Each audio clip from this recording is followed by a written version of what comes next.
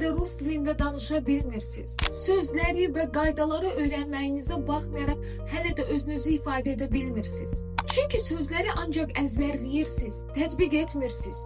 Bir günə 100-200 söz öyrənməyə çalışırsınız və ən əsası bütün qaydaları bitirməmiş danışığa, praktikaya keçmirsiniz. Bu metodika ilə məşğul olmağı qoyun bir kənara. Deyəcəyim bu 3 qaydaya riayət edin və siz də ən qısa zamanda rus dilində danışmağa başlayın. Sözləri əzbərləmək yerinə onlarla kiçik cümlələr, dialoqlar qursanız sizə daha çox effekt verəcək. Günə 100 söz öyrənməkdənsə 15-20 söz öyrənib onlarla kiçik dialoqlar qurub gündəlik danışığınızda istifadə etsəz sözləri daha yaxşı mənimsəyib daha rahat danışıqda istifadə edə biləcəksiniz.